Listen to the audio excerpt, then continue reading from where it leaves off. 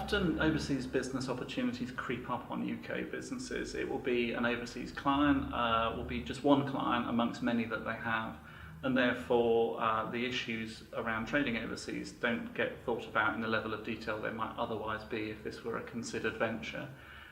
We see problems in three areas mainly, withholding taxes being the one that comes up most often, where a UK company might sell £100 of goods or services but only be paid £80 because tax is being deducted in the overseas jurisdiction. That overseas tax deduction can be dealt with normally by some sort of application under tax treaties, but needs to be done in a timely fashion.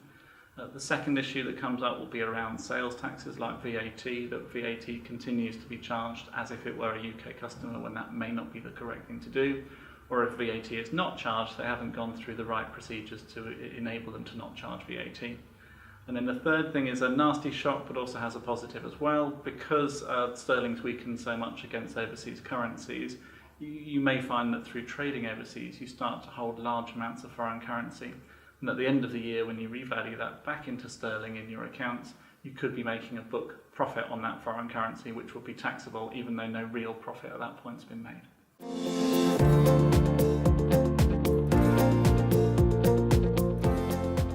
Once those first few contracts have been won overseas, the UK business may make the decision to actually put boots on the ground and form a subsidiary or register a branch overseas.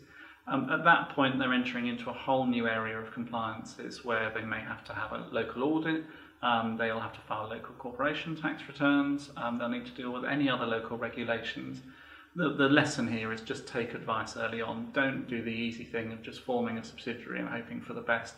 Take advice and make sure that whoever's giving you that advice gives you a compliance calendar that tells you what needs to be done and when it needs to be done in order to stay compliant.